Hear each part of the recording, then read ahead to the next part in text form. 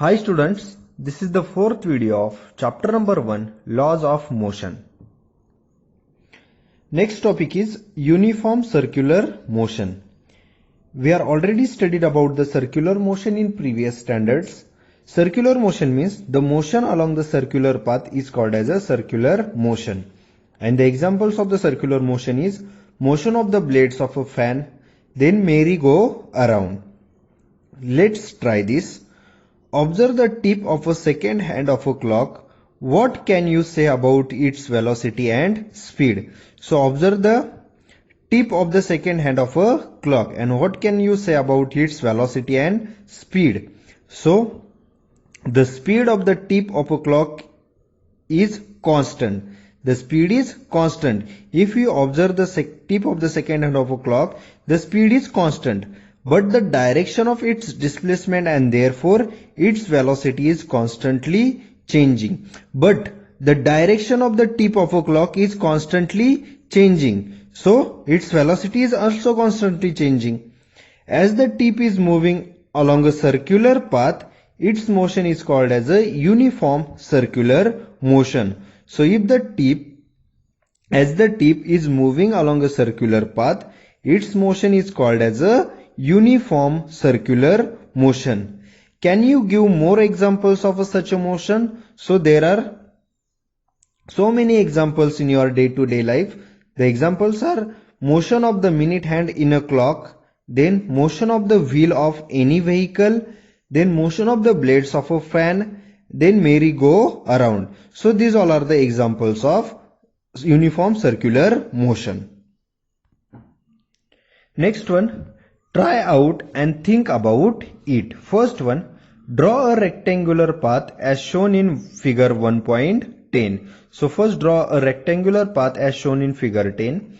Place the tip of your pencil on the middle of any side of the square path and trace the path.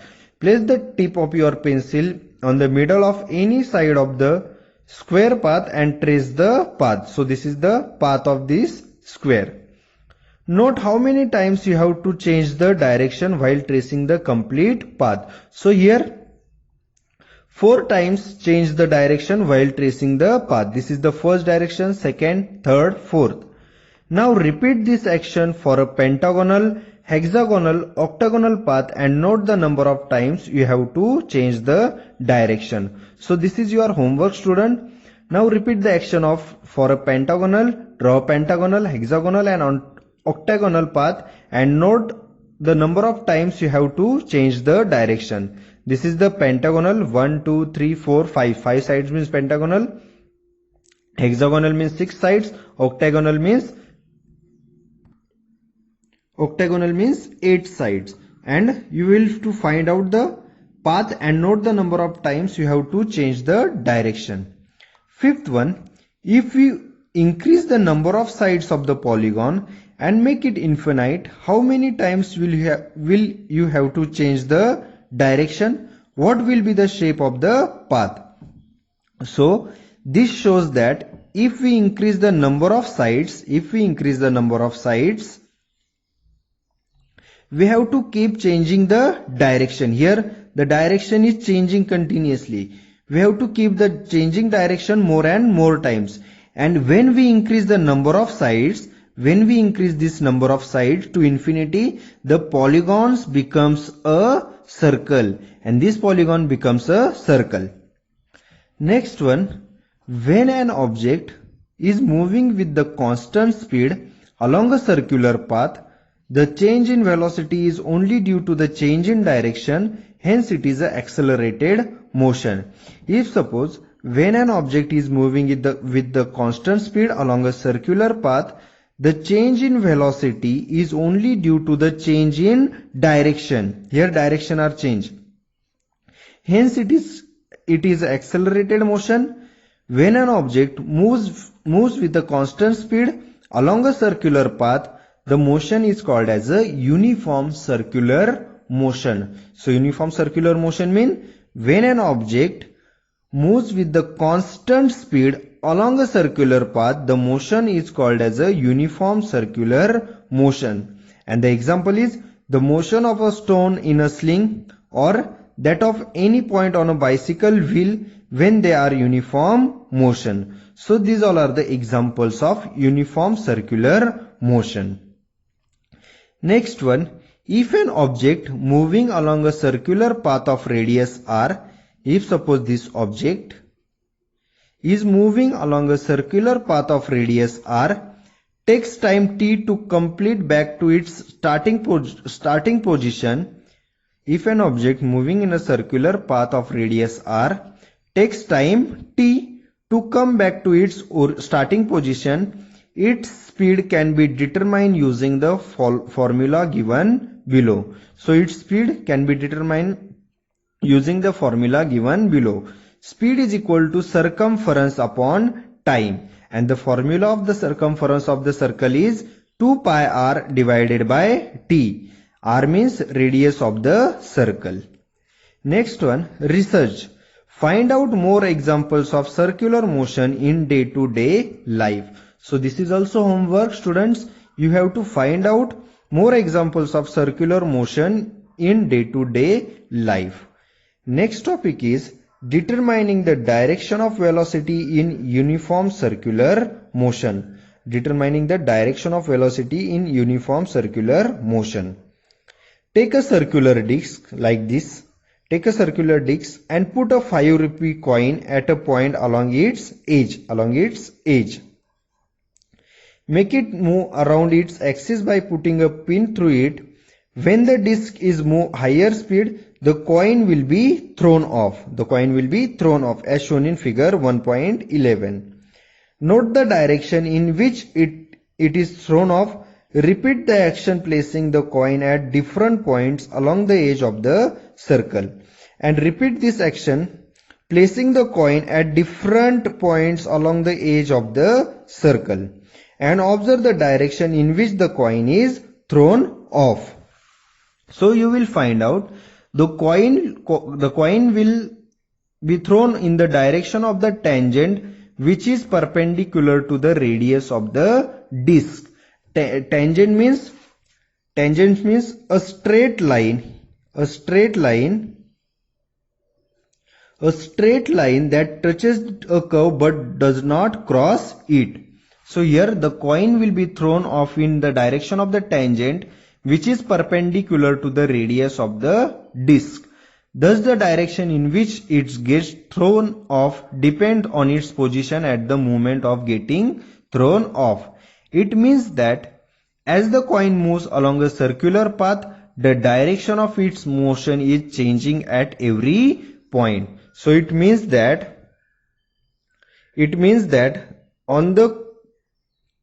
as the coin moves along a circular path,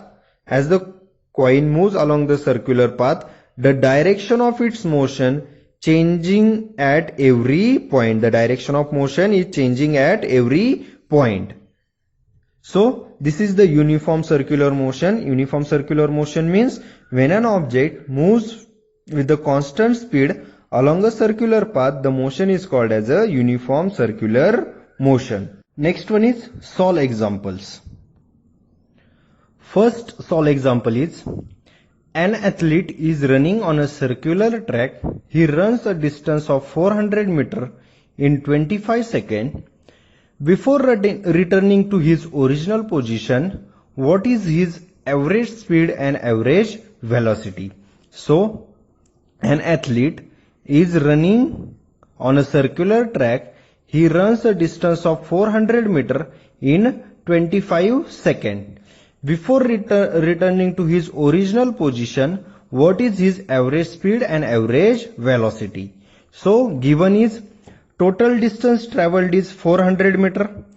Total displacement is 0 as he returns to his original position. We are studied about the why displacement is 0 in Sorali's example because the shortest distance between the initial and final position is 0. That's why total displacement is 0. Total time is 25 seconds. We have to calculate average speed and average velocity. We all know the formula of speed. Speed is equal to distance upon time. So average speed is equal to total distance covered divided by total time taken. So total distance covered is 400 divided by 25. And if we divided 400 divided by 25, answer is 16 meter per second. Therefore, average speed is 16 meter per second. Next, we have to find out the average velocity. So, the formula of velocity is displacement upon time. So, average velocity is equal to total displacement upon total time taken. So, here displacement is 0 divided by total time is 25. And we are all known if we divide any number by 0, the answer is 0. Therefore, average velocity is 0 meter per second. So, in this way, we have to calculate average speed and average velocity. Second example, an aeroplane taxis on the runway for 30 seconds with an acceleration of 3.2 meter per second square. Before taking off, how much distance would it have to cover on the runway? So, an aeroplane taxis. Taxis means use about an aircraft to move slowly along the ground before or after flying. So, an aeroplane taxis on the runway for 30 seconds with an acceleration of 3.2 meter per second square before taking off. How much distance would it have covered on the runway? So, we have to calculate the distance would it have covered on the runway. So, acceleration is 3.2 meter per second square. Time t is 30 seconds. We have to calculate u, that is the distance it have covered on the runway. Sorry, u is 0. We have to calculate, yes, that is the distance. So, here we are using the Newton's second equation of motion. S is equal to ut plus half at square. U is 0. Then t is 30. Why u is 0? Because the initial velocity is 0. Initial velocity is 0. Therefore, 0 into t plus half as it is into acceleration is 3.2 into time is 30 square. T square means 30 square. So, 0 into 30, 0 plus half into 3.2. The square of 30 is 900. Then next, if we divide 3.2 divided by 2, so answer is 1.6. 1.6 into 900, answer is 1440 meter. Therefore, the distance covered on a runway is 1440 meter. So, this is the second example. Third one, a kangaroo can jump 2.5 vertically. The kangaroo can jump 2.5 meter vertically. What must be the initial velocity of the kangaroo? So, here we have to find out the initial velocity of the kangaroo. Acceleration due to gravity is 9.8 meter per second square. This is the constant value. Then s is equal to distance is 2.5 meter. Final velocity is 0. Initial velocity we have to calculate. So, here we are using the Newton's third equation of motion. V square is equal to u square plus 2as. V is 0. 0 square is equal to u square plus 2 as it is into acceleration minus 9.8 into distance 2.5. Why we are taking here negative sign? Because the negative sign is used as the acceleration is in the direction opposite to that of velocity. Because negative sign is used that the acceleration is in the direction opposite to that of velocity. Therefore, 0 square 0, u square minus plus 2 into minus 9.8, answer is minus 19.6 into 2.5 as it is. 0 is equal to u square. If we multiply minus 19.6 into 2.5, answer is minus 49. This u square goes on the left hand side. So, this minus 49 gets plus 49. If we take the square root of this 49, u is equal to under root 49. So, 49 is the square of 7. Therefore, u is equal to 7 meter per second. Therefore, the initial velocity of the kangaroo must be 7 meter per second. So, in this way, we have to calculate the initial velocity of the kangaroo. Fourth one example. A motorboat starts from rest and moves with the uniform acceleration. A motorboat starts from the rest and moves with the uniform acceleration. If it attains the velocity 15 meter per second in 5 seconds, if it attains the velocity of 15 meter per second in 5 seconds, calculate the acceleration and the distance traveled in that time. So here in this example we have to calculate the acceleration and the distance traveled in that time. So here initial velocity is 0, final velocity is, it attains the velocity of 15 meter, means final velocity v is equal to 15 meter per second, time is 5 seconds, we have to calculate acceleration. So we all know the formula of acceleration. Acceleration is equal to final velocity minus initial velocity divided by time. Here final velocity is 15, initial velocity is 0 divided by 5. It is simply 15 divided by 5. Therefore acceleration is 5 ones are 5, 5 threes are 15, 3 meter per second square. So in this way we have to calculate the acceleration, then we have to calculate the distance. So here from the second equation of motion, the distance covered will be, so this is the second equation of motion, s is equal to ut plus half at square. So here u is 0, 0 into 5, t is 5 plus half as it is, acceleration is 3 meter per second square, so 3 into time 5 square, 0 into 5 0 plus half into 3 into square of the 5 is 25, therefore 0 plus 25 3s are 75 divided by 2.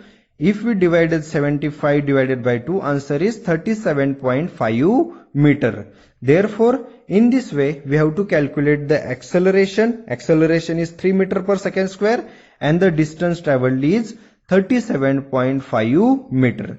Therefore, the acceleration is 3 meter per second square and the distance traveled is 37.5 meter. So this is the fourth video of chapter number 1, laws of motion. If you have any doubt in this video, you can ask me anytime. Thank you.